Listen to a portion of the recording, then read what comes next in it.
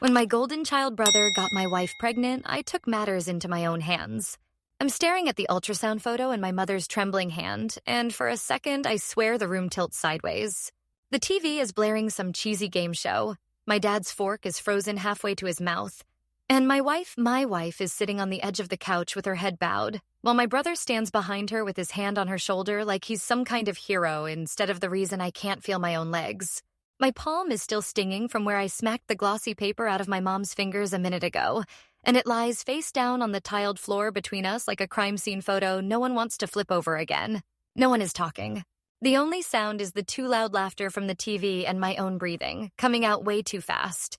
My brother Ethan clears his throat like he's about to give a TED Talk instead of admit to blowing up my life. "Lena," he says in that careful, patronizing tone he uses when he's about to fix something. "We didn't want you to find out like this." My head snaps up so hard my neck cracks. "Didn't want me to find out at all?" I spit back. Emily finally looks at me. Her eyes red and swollen, mouth opening and closing like she can't decide which apology will hurt less. My mother is whispering, "Please don't raise your voice, the neighbors." While my dad pushes his chair back like he's preparing to physically separate us if I lunge. My fingers curl around the back of my own chair so tightly I hear the wood creak. I feel like if I let go, I'll either collapse or start swinging. It was a Sunday afternoon. We'd just finished my parents' weekly family lunch, which is basically a weekly ceremony to worship Ethan. This time, I dragged Emily along even though she'd said she felt tired. We'd driven over in tense silence because we'd just had another stupid argument about her staying late at work. I thought we were fighting about dishes and date nights. I didn't know we were fighting about my brother. I guess I should back up. I'm 29, youngest of two. Ethan is 33 and has been the golden child since before I even existed. My parents don't say those words out loud, obviously, but I grew up inside that hierarchy like it was gravity. Every report card, every achievement, every milestone of mine was answered with, "That's great, honey. Did you hear Ethan got invited too?" Whatever was bigger, shinier, more brag-worthy. Ethan was the gifted one, the responsible one, the one who never gave us trouble. I was spirited, which is how my mom described anything I did that wasn't quietly impressive. Coming out as a lesbian at 19 was an event. My mother cried like she was attending a funeral, and my father went silent for 3 days, which honestly was scarier. Ethan, to his credit, was supportive at least on the surface. He did that big brother thing. "I love you no matter what, sis." He joked about scaring off my exes. He asked about my dates. He even grilled Emily lovingly the first time I brought her to dinner. I thought I had at least one person in the family who was fully on my side. That makes all of this feel so much more twisted. Emily and I met at a friend's housewarming party. She was standing in the kitchen, barefoot, holding a glass of red wine and arguing passionately about movies being better in 2D. Her laugh hooked me first, loud and unself-conscious, like she wasn't worried about taking up space.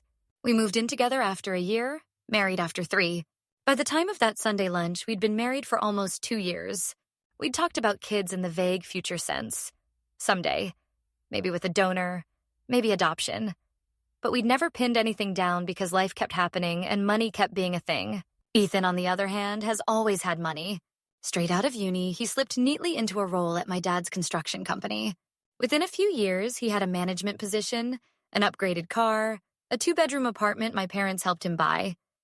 Because rent is just throwing money away. You know that, Lena? I watched him get hand-delivered stability while I worked double shifts in hospitality and tried to build a freelance design career on the side. I didn't resent his success at first. I resented how my parents acted like his success lived on a higher moral plane than my struggle. The really messed up thing is that Ethan and Emily actually got along. Like, really got along. I used to tell myself that was a good thing. They shared this easy, bantering rapport. They texted memes, swapped Spotify playlists, occasionally grabbed coffee if they were both in the city. Every time a little pang of discomfort flared in me, I'd squash it down with, "You're being paranoid. He's your brother. She loves you." The first time I saw something that didn't feel right was about 4 months before that Sunday. Emily's phone lit up on the coffee table while she was in the shower. Normally, I don't check her phone. We're not that couple. But the screen was facing up and I just glanced over. A Snapchat from Ethan. Just his name and the notification. New snap from Ethan. For some reason, my stomach twisted. Ethan doesn't use Snapchat. He's always rolled his eyes at it and called it for teenagers. I remember calling out casually when she came back into the room. Ethan snapped you? Since when does he use Snapchat? She froze for half a beat, then shrugged. Oh, he only uses it for the filters, she said, grabbing the phone a little too quickly. He sent a video of the dog with the stupid voice changer. It's honestly not as funny as he thinks it is. She laughed, but it sounded just slightly forced, like she was pushing it. I let it go because I wanted to believe that's all it was. In hindsight, the signs were everywhere. Emily working late, on a big project, but coming home with her lipstick smudged and a faint trace of cologne that wasn't hers. Ethan helping a friend move every second weekend. My mother mentioning, in passing, that she'd run into Ethan and Emily grabbing coffee after work one random Tuesday when I'd been home sick and Emily had supposedly left early to check on me. At the time, each thing felt like a loose thread. Annoying, but not necessarily important. I didn't pull hard enough. Then there was the night Emily came home drunker than I'd ever seen her. It was a Friday. I was on the couch in sweatpants, half asleep, when she stumbled in around midnight, heels dangling from her fingers, cheeks flushed. She dropped onto the couch beside me, burying her face in my lap. Hey, you, I murmured, stroking her hair. Everything okay? She nodded into my thigh. I love you, she mumbled. You know that, right? You're my person. It struck me as weirdly intense for a random Friday night out with colleagues, but I kissed her forehead and tucked a blanket around her. I didn't see the guilt in her eyes then. Now I replay that moment like a scene in a movie where the audience is screaming at the character to wake up.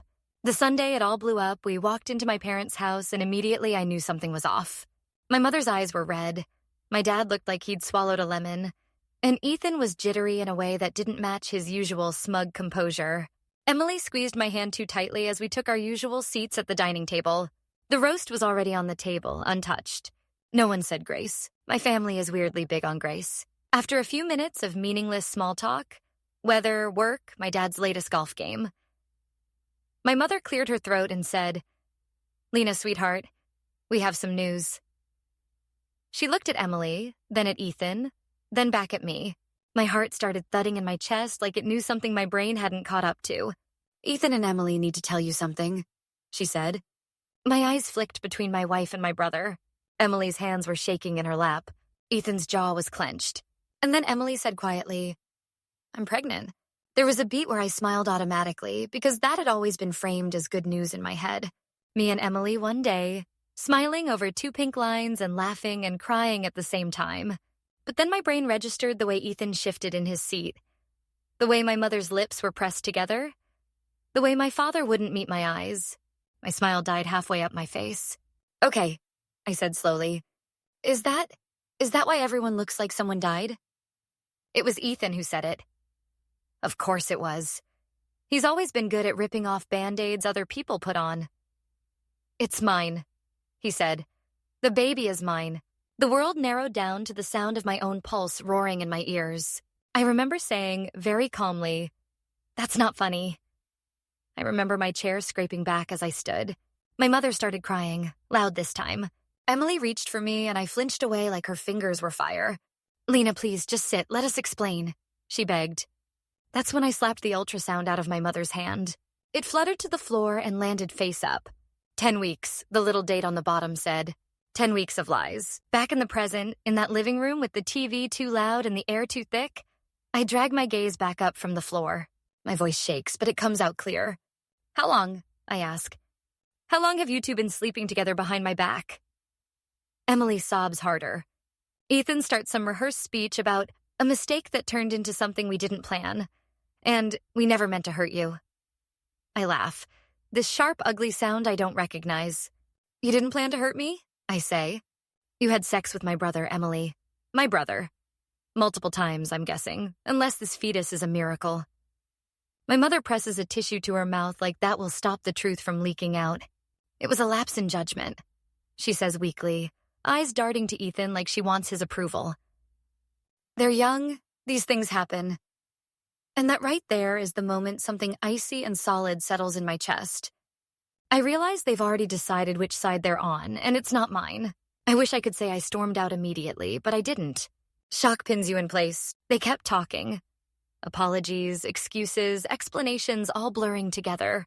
Emily said she'd been confused. that she'd been feeling distance between us, that Ethan had been someone to talk to, and it crossed a line that it never should have. Ethan talked about taking responsibility, about doing the right thing by the baby. My dad finally spoke up and said something about a child needing stability, and every word landed like a nail in a coffin I hadn't realized they'd built for my marriage. I left when my mother suggested, very gently, that maybe in time you and Emily can work out some kind of arrangement. After all, family is family. I stared at her, my own mother, asking me to swallow my wife sleeping with my brother and pretend we could all be one big happy family unit. Something inside me snapped. I grabbed my keys, walked out, and drove on autopilot. I don't even remember the route home, only that I had my window down and the cold air slapping my face because I felt like I couldn't breathe. The next few days were a blur of crying until I threw up, not sleeping, and staring at the ceiling while my brain replayed every interaction between Emily and Ethan for the past year in brutal high definition. Emily moved out to stay with a friend, which I later found out was actually a hotel Ethan paid for. She kept texting, calling, leaving voicemails that swung wildly between begging and defensiveness. It didn't mean I don't love you. It was a mistake. I was drunk. We didn't plan this. Please don't throw our whole life away over one mistake. One mistake that had a heartbeat and a due date. My parents called too. My mother left long, rambling messages about forgiveness, about not letting this destroy the family. My dad sent one text. We love you and we're here for you, but there's a baby involved now. Please be reasonable. Reasonable. I kept staring at that word until it blurred. In their minds, being reasonable meant stepping aside so Ethan could have his perfect little family, baby and all, while I... What? Clapped from the sidelines? Babysat? For a while, I just... broke. I stopped answering everyone. I went to work, came home, lay on the couch, scrolled mindlessly, didn't eat properly. My coworkers noticed I wasn't okay. My boss quietly reduced my workload. A friend finally turned up at my apartment, took one look at me and said, "You need a shower, real food, and a lawyer." It was the lawyer part that jolted me. Until then, I'd been stuck in the emotional explosion. I hadn't thought about the practical fallout. Emily and I had a mortgage together. Joint accounts. Shared bills. I'd put my design business under our shared ABN because we thought tax would be easier that way. Suddenly, I realized that if I didn't get my head on straight, I could end up not only heartbroken, but financially screwed while my brother stepped into the life I'd built with Emily. So I took matters into my own hands. The first thing I did was quietly make copies of everything. Bank statements, mortgage documents, business registration, texts, and emails. I screenshotted every message Emily sent me where she admitted guilt. I saved the voice note where she sobbed. I never meant for it to happen more than once, but we kept giving in. Those words made me want to throw my phone across the room, but my friend squeezed my shoulder and said, "Keep it. You might need it." Then I booked an appointment with a family lawyer recommended by that same friend. Walking into that office felt surreal, like I was stepping into someone else's life. The lawyer, a woman in her 40s with kind eyes and a steel spine, listened to the whole story without interrupting. When I finally ran out of words, she said, "Okay, here's what we're going to do. We filed for divorce on the grounds of adultery." She explained that while the emotional aspect wouldn't magically entitle me to half my brother's soul, the proof of infidelity and the text evidence would strengthen my position regarding property settlement, especially since I'd contributed more to the mortgage than Emily despite earning less. She also advised me to immediately separate our finances as much as possible, open my own accounts, redirect my income, cancel Emily's access to the joint credit card she'd been using. It felt cold, methodical, almost cruel. I cried in the car afterwards because it felt like I was dissecting my marriage with paperwork. But there was also a strange, quiet flicker of relief in taking control of something. If they were going to build their new little family on the ruins of mine, they weren't going to do it with the safety net I'd helped knit. The next step was my parents. I knew they were already rallying around Ethan and Emily. I'd heard through a cousin that my mother was calling the pregnancy a blessing in disguise and talking about baby names. The thought of my childless, cheated-on self showing up to Christmas while everyone passed around a baby that was half Ethan, half Emily, made me feel physically sick. So I stopped waiting for them to be fair. A few years ago, before things got so messed up, my parents had asked me to help them set up some basic digital stuff for their wills and power of attorney uploading scanned copies, setting up cloud backups, explaining how password managers worked. I knew where things were stored, what accounts they used. I couldn't and wouldn't change their actual wills, obviously. But I knew they'd mentioned equal treatment between me and Ethan, so I set up a meeting with them and the same lawyer, not to demand they disown him, but to make it crystal clear that if they tried to gift the house or large assets to Ethan for the baby's future, they'd be walking into a legal minefield of perceived undue influence while one child, me, was vulnerable. My lawyer, very calmly and professionally, spelled it out in front of all of us. My mother looked wounded. "We would never cut you out, sweetheart," she said. It sounded like a line she'd practiced. My dad looked annoyed that I'd brought a lawyer into family business. Ethan wasn't invited to that meeting. This part wasn't about him. It was about making sure my parents understood there were consequences to choosing one child over the other in a way that crossed legal lines. I didn't threaten them. I just made sure they understood I knew my rights. The last matter I took into my own hands was visibility. My parents love their image. They love being the family everyone at church and in their social circle points to as successful. I'd spent my whole life being told not to air dirty laundry. Meanwhile, they'd had no problem asking me to swallow a betrayal so big it reshaped my life just to keep family dinners peaceful. So I wrote my own version of events. Not a ranting Facebook post, not a screaming match. I wrote a calm, detailed email addressed to our extended family. The aunts, uncles, cousins who kept asking vaguely why Emily wasn't around much, and why my mother kept posting baby countdowns on Facebook while never mentioning me. I laid out the timeline. My marriage to Emily, our attempts at starting a family, the increasing closeness between her and Ethan, the affair, the pregnancy, the way my parents had immediately pivoted into supporting the baby while pressuring me to be reasonable. I didn't call anyone names. I just described what happened and how their choices had made me feel completely disposable. I hit send on a Tuesday night, hands shaking. Then I turned my phone off and went to bed. The fallout was intense. When I turned my phone back on the next morning, I had dozens of messages. Some were from cousins saying they were sorry, that they'd had no idea, that they loved me and they were on my side. A couple were from older relatives tut-tutting about airing family issues, but those were drowned out by people telling me I'd done the right thing by speaking up. One message that made me cry in the staff bathroom was from my Aunt Laura, my dad's younger sister, who wrote, "I always suspected your parents' favoritism hurt you more than they let on. You don't deserve this. You're welcome at our house anytime." My parents, predictably, were furious. My mother called me, voice shrill, saying I'd humiliated them. My dad texted, "You've made things worse for everyone." I stared at those words and realized they didn't scare me anymore. For once, I wasn't the one sitting silently at the kids' table while the adults decided what version of the story counted as truth. As for Ethan and Emily, when the email hit, they both showed up at my apartment together. I saw them through the peephole, and for a second, old habits almost made me open the door just because they were family. Then I saw Ethan's expression. Irritated, like I was an unruly employee. Emily looked like she'd been crying for hours. I cracked the chain and said, "You have 5 minutes." Ethan started in immediately. "What you did was unnecessary, Lena. You've turned everyone against us when we're trying to do the right thing for this child." I laughed, weary. "The right thing would have been not sleeping with your sister's wife," I said.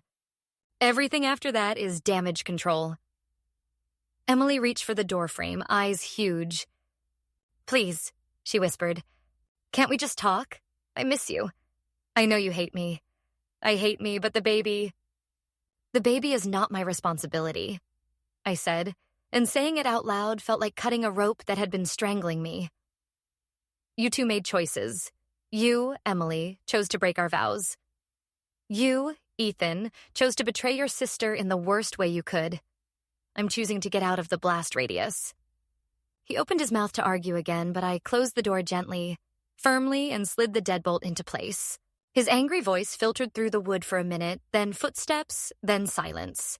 I slid down to the floor on the other side of the door and let myself sob until my throat hurt. It didn't feel triumphant. It felt like grieving a life I'd already lost. But under the grief, there was a small, fierce ember of something like self-respect. That was 6 months ago. The divorce is in progress. The property settlement is messy, but my lawyer is good, and I have enough evidence that Emily can't just waltz away with half of everything while moving straight into a new unit with Ethan, yes. They're living together now. My parents still host Sunday lunches, now with baby shower decor creeping into their Instagram posts. I don't go. I spend my Sundays having brunch with friends who don't measure my worth against my brother's shadow. Sometimes I catch myself imagining the baby. My niece or nephew. Technically still my family. I wonder if one day, when they're old enough, they'll look around and ask why Aunt Lena is never in any of the family photos. I wonder what story they'll be told. She caused drama and walked away? She couldn't handle that we fell in love? I can't control that. The only thing I can control is the story I live by. People keep asking if I regret sending that email, or if I regret bringing lawyers into it, or if I regret not trying harder to forgive. The truth is, I regret ignoring my gut for so long. I regret every time I laughed off my own discomfort because I didn't want to be the jealous wife or the difficult daughter. I regret giving people who saw my pain as collateral damage so many chances. But taking matters into my own hands, protecting my finances, setting legal boundaries, telling the full story instead of swallowing it, those are the things I don't regret. They didn't just blow up my marriage. They underestimated me. They thought the quiet, accommodating little sister would just cry and then learn to coexist around their new version of family. I'm not screaming in anyone's living room. I'm not burning down houses or slashing tires.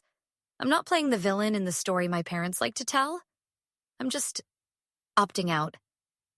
I'm building a life where I'm not the afterthought, the spare, the one expected to absorb everyone else's mess. And yeah, sometimes it hurts in ways I don't have neat words for. I see a woman kissing her wife on the train platform and my throat tightens. I walk past baby clothes in a department store and feel a hollow ache. I don't know what my future family will look like now, or if I'll ever trust like that again. But I know this. If I ever do build that life with someone else, it'll be on ground I chose, with people who don't treat my heart like an acceptable casualty. For now, I'm learning that sometimes taking matters into your own hands doesn't look like revenge. It looks like lawyers and boundaries and hard conversations and long, lonely nights where you choose yourself even when it feels like no one else is choosing you. It looks like walking away from the table where you've always been served scraps and slowly, clumsily setting up your own.